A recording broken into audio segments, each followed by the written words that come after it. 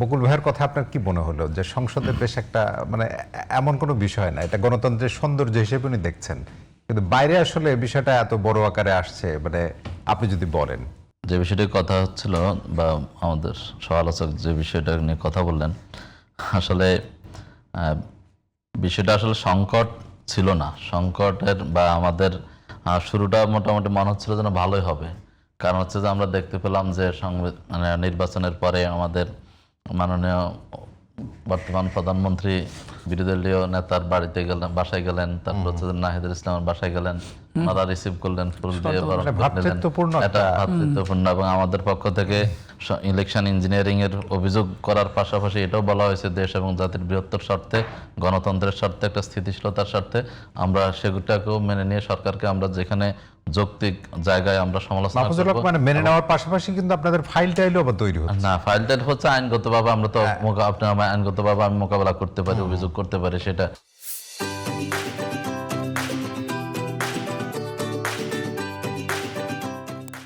কিন্তু যে মানে এই যে বকুল ভাই ধরেন আপনাদের বিরুদ্ধে আবার ইঞ্জিনিয়ারিং এর কথা আমি বলছি, বাংলাদেশের রাজনীতিতে বা বাংলাদেশের নির্বাচনে যে বুঝবেন আপনারা, এর আগে কি হইতো যে নির্বাচন হওয়ার পরে স্থূল কারচুপি, সূক্ষ্ম কারচুপি করার পরে এর হচ্ছে সংসদ বয়কট করা বা হচ্ছে জ্বালাও পোড়া বা হত্যা অবরোধ শুরু থেকে, এরকম কিন্তু বাংলাদেশের কালচার কিন্তু এটা আছে। কিন্তু জামাত ইসলাম কিন্তু সেই জায়গায় যায় না। জামাত ইসলাম না, 2টা দিন না, নির্বাচনের পরে কিন্তু নির্বাচন পরে কিন্তু একটা বড় সময় গেছে। এবং আপনি দেখবেন যে ইলেকশন ইঞ্জিনিয়ারিং এর কথা ভাই তো বললেন, কিন্তু যে দেশবাসী জানে এবং মানুষের মধ্যে এটা ব্যাপক আলোচনাও আছে। আপনি দেখবেন কিছুদিন আগে আমাদের এই সাবেক উপদেষ্টা তিনি যেভাবে বলছিলেন যে কিভাবে মেইনস্ট্রিম হইতে দেয় নাই, কিভাবে ঠেকানো হয়েছে, এবং অনেকটা আত্মস্বীকৃতি বা হচ্ছে যে স্বীকারোক্তিমূলক জবানবন্দি কিন্তু দিয়েছেন। তো এই সব কিছু কিন্তু যদি আমি একটু শেষ করি এই বিষয়টা বলি, তাহলে সে জায়গাতে তারপর আমরা বলছি যে আমরা এত কিছুর পর আমরা শপথ গ্রহণ করেছি, সংসদে গিয়েছি এবং আলোচনায় আমরা অংশগ্রহণ করছি। কিন্তু দেখেন আমাদের মাননীয় প্রধানমন্ত্রী তিনি নিজেও কিন্তু গণভোটের পক্ষে কি চেয়েছেন, প্রচারণা করেছেন। একবার শেষ মুহূর্ত হইলো তিনি প্রচারণা অংশগ্রহণ করেছেন এবং সবাইকে হা ভোট দেওয়ার জন্য বলেছেন। আমাদের ভাইয়েরাও অনেকে যদিও বিরোধিতা করেছেন মাঠ লেভেলে, কিন্তু উপরে বা জনগণের সামনে বলেছেন গণভোটে হা দেওয়ার জন্য, এবং জনগণ হা ভোট দিয়েছে। প্রায় 70% মানুষ একটা ভোট দিয়েছে। এখন আমাদের আজকে স্বরাষ্ট্রমন্ত্রী, যদিও তিনি স্বরাষ্ট্রমন্ত্রী, কিন্তু তিনি এখন আইনমন্ত্রীর ভূমিকা পালন করতেছেন। অনেক ক্ষেত্রে আইনমন্ত্রীকে দেখা যায় না, উনি আইনের সব ব্যাখ্যা দিয়ে দিচ্ছেন। এবং মানে তিনি ওই 5 তারিখের তার ওই বৈঠকগুলোয় তিনি প্রতিনিধিত্ব করেছেন। হ্যাঁ, ওই সময়কার তার বক্তব্য যদি শুনেন আর আজকের বক্তব্য যদি শুনেন, তাহলে দেখবেন যে মানে হচ্ছে যে মানুষ কিভাবে বদলায়, রং বদলায়, রূপ বদলায়, সেটা কিন্তু ওনার বক্তব্যের মধ্যে ফুটে উঠছে। ওই সময় তিনি বলছেন যে কিভাবে তারা সংসদে গিয়ে সেটাকে বাস্তবায়ন করবেন, কিভাবে সেটা মানে হচ্ছে বাস্তবায়ন হবে। সেইখানে কিন্তু তার কোনো অভিযোগ ছিল না মানে হচ্ছে যে গণভোট নিয়ে বা হচ্ছে জুলাই আদেশ নিয়ে। জুলাই আদেশ বাস্তবায়ন হওয়ার ব্যাপারে সকল আশ্বাস দিয়েছেন। এখন কিন্তু সংসদে এসে যখন তারা সরকার গঠন করেছে, তখন কিন্তু এখন বাঙালি জাতিকে তারা হচ্ছে হাইকোর্ট দেখাচ্ছে। মানে হচ্ছে যে সবকিছু এখন আজকে বলতেছেন এটা কোর্টের বিবেচনাধীন বিষয়। তারপর হচ্ছে যে এখানে আগে আইনে কাভার করে কিনা 3rd জেন্ডার না 4th জেন্ডার নাকি নিউট্রাল জেন্ডার, অনেক কিছু নিয়ে তিনি হাসাহাসি করতেছেন। কিন্তু ওনার মতো ব্যক্তির কাছে আমরা এটা আশা করি নাই। কারণ জুলাই চেতনা বা জুলাই রক্তের উপর দিয়ে দাঁড়িয়ে কিন্তু আজকে প্রধানমন্ত্রী দেশে ফিরে আসছেন। জুলাই বিপ্লবের যোদ্ধাদের রক্তের মধ্যে দিয়ে কিন্তু আজকে সরকার গঠিত হয়েছে, আজকে নতুন বাংলাদেশ। সে জুলাই সনদ এত আলাপ আলোচনা, এত বৈঠক, এত খাওয়া দাওয়া, এত কিছুর পরে সেই সময় কিছুই অভিযোগ ছিল না। কারণ এখন ওনারা বলেন হচ্ছে যে ওই কথা বললে তো তখন নির্বাচন দিত না।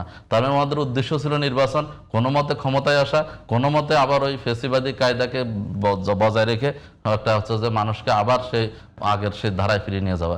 সেটা তো দরকার ছিল না। ওনারা যদি আলাপ আলোচনার ভিত্তিতে বিরোধী দলের যদি বাসায় গেছেন, সেখানেও তিনি আলাপ প্রস্তাব দিতে পারতেন বা সংসদও বলতে পারতেন যে ঠিক আছে আসেন আমরা এটা কিভাবে সমাধান করতে পারি, আমরা এটা কার্যকর করি। সেই জায়গাটাকে না গিয়ে তারা হচ্ছে যে শুরু থেকে শপথ অ্যালাউ করেন, সেটা হলো যে জুলাই জাতীয় সনদের যে বিষয়টি এবং গণভোটের যে বিষয়টি, দুটি তো আলাদা বিষয়। মানে তার ভিত্তিতে গণভোটের যে বিষয়, এবং গণভোটটা আপনার মনে হয় কিনা যে আপনি যেটা বললেন যে কৌশলের একটা জায়গা ছিল, এই কৌশলে যদি আপনি চিন্তা করেন তাহলে আগে আপনাদের যে বডি ল্যাঙ্গুয়েজ, যে বলার ভাষা, আর নির্বাচনের পরে যারা জয়ী হলো তাদের ভাষা, মানে দুই জায়গায় মানে কি বলা যায়, মানে ওই সময় কি ভাষা আপনাদের একই রকম ছিল, মানে একটা ইম্পোজ করার বিষয় ছিল কিনা গণভোটের ক্ষেত্রে, মানে ঐক্যমত্য কমিশন বা সংস্কার ওই জায়গা থেকে ইম্পোজ করা হয়েছিল? ইম্পোজ তো করার বিষয় ছিল, কারণ আমরা তো জানতাম যে সংসদে গেলে, ক্ষমতায় গেলে এগুলোকে অস্বীকার করা হবে, এগুলোকে পাশ কাটিয়ে যাওয়ার চেষ্টা করা হবে। এই জন্য আমরা বলছিলাম যে আগেই সেগুলো বাস্তবায়ন হোক, এবং তখন কিন্তু ধরেন কথা হতো এটা না হলে ওটা হবে না, ওটা না হলে নির্বাচন। আমরা ওই আশঙ্কায় ছিলাম বিদায় আজকে যেটা নিয়ে এখন মানে হাইকোর্ট দেখানো হচ্ছে বা হচ্ছে আজকে জাতিকে বিভ্রান্ত করা হচ্ছে বা জুলাই সনদকে অ্যাভয়েড করার চেষ্টা করা হচ্ছে, সেই জায়গাটা আমরা আশঙ্কা ছিলাম। আমরা এই জন্য বলছিলাম যে আগে জুলাই সনদটা বাস্তবায়ন হোক, আচ্ছা গণভোট হোক এবং সেটা কার্যকর হোক, সেটার আলোকে এখন নির্বাচন হোক। তাহলে এখন যেগুলো বলতেছেন বা যে কথাগুলো এখন যুক্তি দ্বারা দেখাচ্ছেন সেটা কিন্তু দেখাতে পারতেন না। মানে সংবিধান সংস্কার পরিষদ কি সংবিধানে আছে কিনা? নেই তো। আচ্ছা ভাইয়া, মানে আমি যদি খুব আমি আমার প্রশ্ন বলছি, আমি বলি এই মানে হচ্ছে যে আজকে যে গণঅভ্যুত্থান, এটা কোন সংবিধানের কোন জায়গায় আছে?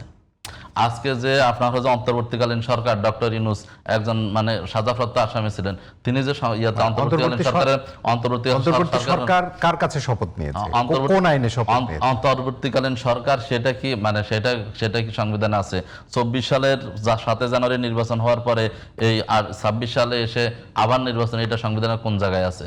আর আপনার পক্ষে যেটা যায় সেটাতে আপনি সংবিধানটা লাগবে না, আর আপনার বিপক্ষে যেটা যায়, স্বার্থের বিরুদ্ধে যেটা যাবে সেখানে আপনি সংবিধান করবেন। যেমন ওবায়দুল কাদেরের এখন যে আজকে ফেসবুকে আমি দেখলাম খুব বড় করে ভাসতেছে, আমরা সংবিধান থেকে এক চুলো নড়বো না, সংবিধান যেটা নাই সেটা করা হবে না, আইনমন্ত্রী বলতেন, ওবায়দুল কাদের বলতেন। এখন আমাদের স্বরাষ্ট্রমন্ত্রী সেভাবে সংবিধানের দোহাই দিয়ে আমি ধরেন বোঝার চেষ্টা করতেছি অভ্যুত্থানের যে বাস্তবতা, সেটি তো আসলে কোনো নিয়ম নিয়ে হয় না, কিন্তু রাষ্ট্র তার ওই ধারাবাহিকতায় চলতে পারে না। রাষ্ট্র তো একটা স্থিতিশীলতার জায়গায় যাবে, গণতন্ত্রের জায়গায় যাবে। তখন আপনি সংবিধান কি একদম অমিট করবেন কিনা? করা তো হয় নাই। অন্তর্বর্তী সরকার তো শপথ নিয়েছে কার আন্ডারে? না, এই বিষয়গুলো তো হয়েছে না, এখন হয়েছে তো আপনারা বলছেন যে ভুল হয়েছে, কিন্তু হয়েছে তো সবাই মিলে করেছেন। হ্যাঁ, সব এটা বিএনপি ছিলেন না, বিএনপি জানতেন না সেখানে যে ভুল হচ্ছে? সব কি এখন মানে যারা চাইবে তাদের দোষ? তারা তো এত বিদ্যমান, তারা যদি এখন বুদ্ধিমান আইন সংবিধান বিশেষজ্ঞ এত কিছু জানেন, তাহলে এটা যে তখন ভুল হয়েছে তারা তো বলতে পারতেন। তারা কোন কারণে বলে? মানে নির্বাচনের পরেই যে পরিবর্তনটা হয়ে গেল বকুল ভাই, মানে আগের চেহারা আর পরের এখনকার চেহারা, মানে আগের বক্তব্য এখনকার বক্তব্য, স্বরাষ্ট্রমন্ত্রীর আগের ব্যাখ্যা আর এখনকার ব্যাখ্যা, তখন দুইটার মধ্যে আপনি দেখেন, দুইটার পাশাপাশি রাখেন, দেখবেন যে আকাশ পাতাল না। এখানে এক্সপ্লেনেশনের প্রবলেম। এখানে উনি এখন যা বলছেন আগেও ঠিক তাই বলছেন। একটু বুঝার ফের, আপনি যদি ডিটেলসে যান, একটু ফাঁক যোগ আছে, ফাঁক আছে বলেই তো আজকে কথা বলার সৃষ্টি করা হচ্ছে। আপনি মনে করেন ফাঁকটা রইল কেন? ফাঁকটা রইল কেন, তাই না? এখন আপনি মনে করেন আপনি কি ওই সংবিধান বাদ দিতে পারবেন? আচ্ছা, আপনি সংবিধান বাদ দেওয়া মানে কি 71-কে অস্বীকার করছেন? আপনারা তো চাচ্ছেন সবসময় 71-কে বাদ দিয়ে 24-কে সামনে নিয়ে আসতে। তাহলে কি আমি সবসময় সবকিছুতে 71 ডেকে নিয়ে আনলে জুলাইয়ের আলোচনা হচ্ছে, জুলাই ইয়ার সনদের বাস্তবায়ন নিয়ে আলোচনা হচ্ছে, ওখানে যদি আপনি বলেন যে 71 নিয়ে আসেন, ওটা আমার মাইল ফলক ভাই, ওটা আমার মাইল ফলক। সেখান থেকে আমি ডেভিয়েশন জানবো, সেই ডেভিয়েশনটা সর্বসম্মতিক্রমে সংসদে পাশ করেই তো আসতে হবে। এবং সেটার জন্য আমরা তো বলছি পাশ করান, পাশ করার জন্য এখন সেটা নিয়ে যে বিতর্ক যে পয়েন্টগুলোতে আছে, আমি একটা কথা বলছি, উনি বলছেন এবং আমার দলের হাইকমান্ড যেহেতু কথাটা বলছে যে এটা অধ্যাদেশ না আদেশ, কোন পর্যায়ে আছে। এখন আপনাদের পক্ষ থেকে আলোচনা আসুক এবং আলোচনা হোক, সংশোধন আলোচনা হবে বা আউটসাইডে হতে পারে, কিন্তু একটা সমাধান তো আসবে এখানে, তাই না? সেটার জন্য তো একটা টাইমলাইন দেয়া আছে, আপনি যে টাইমলাইনের পরে চলে যান আলোচনা করতে হতে, যদি আপনার 30 দিনের যে কথা সীমা দেয়া আছে, সেটা তো মেনেই তো আমরা গণভোট দিছি, সেটা মেনে তো বাংলাদেশ 70% মানুষ গণভোট দিছে। আপনি সেটাকে কেন অস্বীকার করতেছেন, কেন অ্যাভয়েড করতেছেন? না, অ্যাভয়েড করে না।